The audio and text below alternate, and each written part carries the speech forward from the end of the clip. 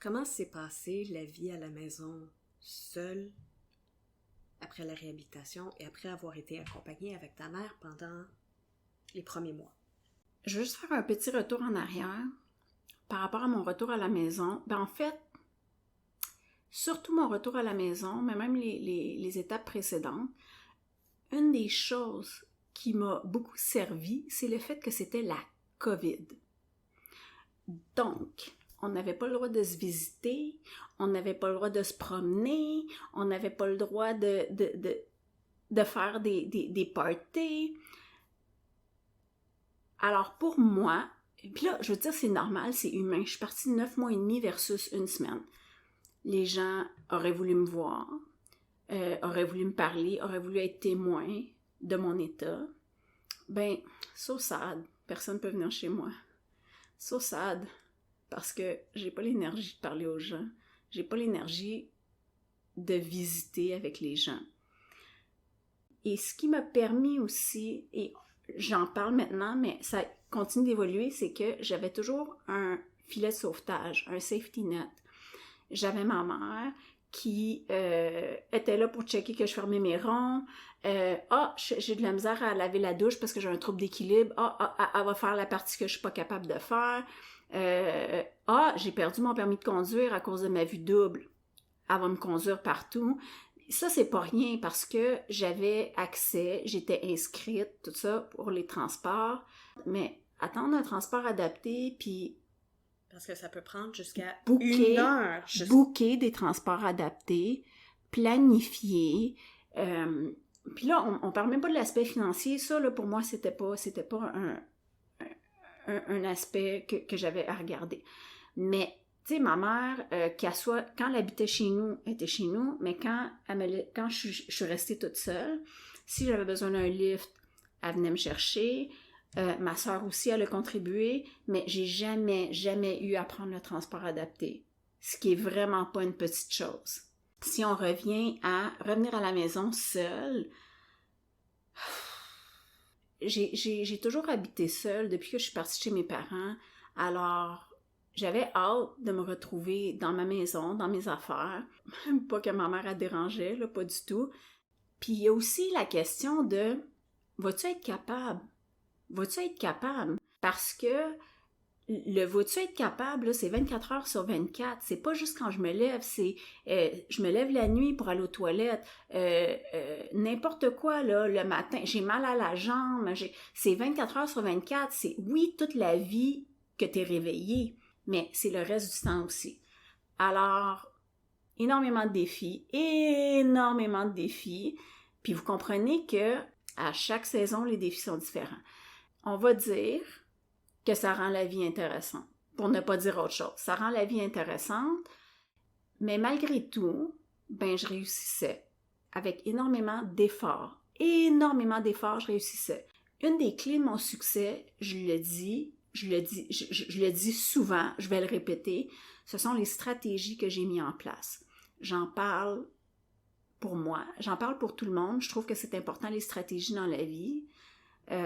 Pour n'importe quoi, pour passer par-dessus n'importe quoi, pour gérer quelque chose, pour arriver à quelque chose. Donc, puis ce qui est intéressant des stratégies, c'est qu'elles peuvent servir autant à une personne qui est neurotypique qu'à une personne qui est neurodivergente, à une personne qui est 100% sans problème de mobilité, à des gens qui ont des problèmes de mobilité. Donc c'est des stratégies, des trucs de vie, mais qui changent la qualité de vie de façon exponentielle. Et moi, j'en parle énormément, puis s'il y a quelqu'un qui écoute avec qui j'ai déjà parlé, c'est sûr que je vous ai parlé de mes stratégies. Moi, j'ai des stratégies que je suis très capable d'extrapoler à plusieurs personnes, mais toutes ces situations-là dont tu parles ont toutes des stratégies des fois similaires, des fois différentes, selon la situation. Selon le contexte. À la maison, j'ai pas les mêmes stratégies qu'au restaurant, j'ai pas les mêmes stratégies qu'au travail, j'ai pas les mêmes stratégies que chez quelqu'un d'autre. Mais c'est la raison de mon succès. C'est pourquoi j'arrive à passer au travers. Pourquoi je suis arrivée où est-ce que je suis alors que on le savait pas, on le pensait pas. Je vais le redire, mais état grabataire. C'est rester au lit sans être capable de bouger. C'est vraiment... 6 mois. État grabataire. Je le lis, je l'entends le mot, puis les gens autour de moi vont dire la même chose. C'est difficile de connecter ce mot-là avec qui je suis aujourd'hui. Mais oui, il y a eu ma force. Oui, il y a eu toute l'aide que j'ai. Il y a eu énormément de stratégies. Ça a été un chemin énorme. Mais on s'est rendu jusque-là. Donc là, je suis à la maison. Je suis comme dans un entre-deux. Je m'en rends pas compte aujourd'hui, je peux vous le dire. Je suis comme dans un entre-deux. Fait que là, je suis sortie du centre, je suis plus en réhabilitation. Je suis seule dans ma maison. Mais un jour, peut-être, il faudrait que je retourne travailler. Comment s'est déroulé le retour au travail? Le retour au travail a été, on va dire, une très longue marche. Donc, rendu là, je suis à la maison. Je sais pas son titre, là, c'est pas important, mais la personne qui s'occupait de moi à l'assurance, ben, elle a des règles, là. Puis à un moment donné, OK, j'étais supposée, rappelons-nous que j'étais supposée revenir après 3 mois. 7 jours, puis 3 mois après ça, j'étais supposée revenir travailler. Donc, après 2 ans, il commence à questionner quand est-ce que tu vas retourner travailler. Alors, à ce moment-là, moi, je suis en douleur constante. Je dois gérer mon énergie all day, every day, constamment. Basically, là, je suis pas capable de m'asseoir sur une chaise, OK? Fait qu'imagine, moi, je travaille dans une banque. Et je dois m'asseoir pour travailler. Fait que ça a été tout un back and forth avec l'assurance qui a honnêtement très bien été. Par contre, j'ai travaillé fort, j'ai fait ce que j'avais à faire. J'étais allée chez le médecin, j'ai fait les tests qu'il fallait, etc., etc. Il y a eu... Parce qu'il y avait 2 volets. Il y avait le volet mental et le volet physique. Donc, dans les 2 cas, j'avais été affectée. Dans les 2 cas, j'ai été testée. Dans les 2 cas, tu étais suivie, une neuropsychologue. Exactement. Un ergothérapeute. Exactement. Quand ça a été décidé que j'allais retourner, là, mon dossier à l'URFI a été réouvert et j'avais une neuropsychologue et une ergothérapeute. Encore une fois, superbe. Fait que là, je retourne travailler. Plusieurs choses m'ont aidée. Ma gestionnaire, je l'ai dit, je vais le redire, si c'était pas ma gestionnaire, j'aurais pas été capable de revenir. La COVID, parce que là, pendant 2 ans et demi, tout le monde était en télétravail.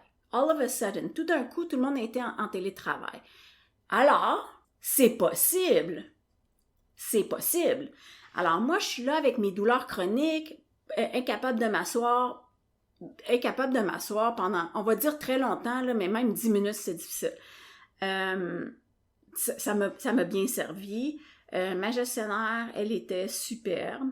Mon retour progressif, moi, ma communication, ça c'est important, j'avais la capacité de communiquer très bien avec tout le monde, que ce soit la neuropsychologue, l'ergothérapeute, mon médecin, la personne d'assurance, puis je faisais juste ça, communiquer, je cachais rien, j'étais très honnête, j'étais très, tu sais, moi je suis une fille à solution, donc qu'est-ce qu'on peut faire, etc. Et puis ça, j'en parle souvent, moi, là, dans ma tête, il n'y avait pas d'autre option que de retourner travailler. Je ne savais pas qu'il y avait d'autres options. Alors, c'était juste de trouver quel chemin je devrais prendre pour y arriver. Mon retour progressif a duré 7 mois, ce qui est vraiment énorme, mais c'est ça que j'avais besoin. Tout au long, là, ça fait longtemps, là, depuis que je suis revenue à la maison, le retour progressif, et jusqu'à maintenant, j'avais toujours des check-ins avec moi-même. Ma douleur, elle a l'air de quoi? Mon énergie, elle a l'air de quoi? Est-ce que je suis capable de continuer? Est-ce que je suis capable de faire la réunion? Est-ce que? Et mes stratégies, on en parle tout le temps, mes stratégies ont évolué, mes stratégies ont changé, mes capacités ont changé. Ben, c'est mes stratégies qui m'ont permis de me rendre jusqu'à la fin du retour progressif. Alors là, on arrive à la fin du retour progressif après 7 mois, ce qui est énorme, mais je suis arrivée. Quels sont les outils et les ressources que tu as utilisées pendant ta réhabilitation et jusqu'à ce jour? Ce que j'ai utilisé, puis là, ça va être une short list, c'est sûr qu'il va manquer des choses, puis c'est sûr qu'on va en reparler dans d'autres podcasts, c'est sûr. Puis c'est dans aucun ordre. Le support que j'ai eu, pour moi, a fait la différence. Le support médical, le support familial, le support de mes amis, le support que j'ai eu quand je suis retournée au travail, pour moi, tout ça a fait une différence.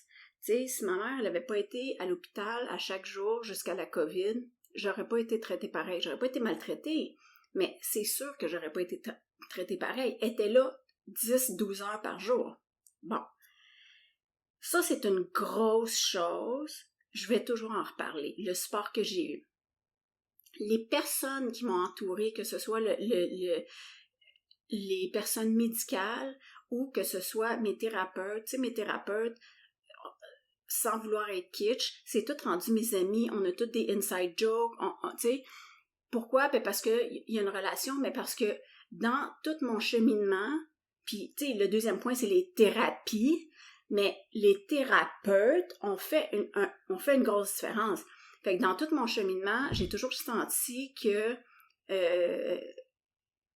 c'est comme s'ils étaient là-dedans avec moi. C'est comme si le end product, là, eux aussi, il fallait qu'ils se rendent. Fait que j'ai jamais senti que cette distance-là, cette distance clinique-là entre le thérapeute et le patient ou le client. C'était comme, eux aussi, ils voulaient se rendre, puis là, tu sais, ils étaient pas dans ma situation.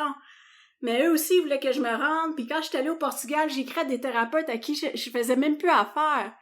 Puis ils m'ont répondu, « Wow! » Il y a une partie de moi qui se dit que je suis chanceuse, puis il y a une partie de moi qui se dit, ben les gens qui sont dans ce domaine-là, tu sais, il y a quelque chose qui les appelle. Puis des thérapeutes, là, j'en ai eu énormément du moment que je suis sortie de l'hôpital à maintenant, je suis encore avec des thérapeutes. J'ai changé plusieurs fois de thérapeute, j'ai fait toutes sortes de thérapies. Selon tes besoins, pas juste pour le fun de changer de thérapeute. Non, selon mes besoins. Des super spécialisés. Super spécialisés, puis ben veux pas, parce que mon histoire, elle est longue. Ben veux pas, des fois, il y en a qui changent de place, qui travaillent plus là. Tu sais, comme quand je changeais de centre, quand je partais du centre, ben ces personnes-là sont attachées au centre, ils me suivent pas dans ma vie, puis dans toute la patente. Donc, les thérapies, puis comme Mireille a dit, il y en a eu tellement, là, puis je vous en parle, puis je me dis, j'en oublie, parce que il y en a que j'ai fait 2 fois, il y en a que j'ai fait 2 ans, il y en a. Mais les thérapies, et ça, je vais le dire, j'y ai pas pensé, mais je vais le dire. Je pense que je l'ai dit tantôt, mais il fut un moment que j'avais un trouble de mémoire-concentration. La chose aujourd'hui pour laquelle je suis le plus reconnaissante, c'est pas de marcher, c'est pas de manger, c'est d'avoir retrouvé toute ma tête. Parce que j'ai cette capacité-là que j'avais avant, que j'ai maintenant, de dire, OK, d'analyser mon corps, qu'est-ce que je pense que j'ai besoin?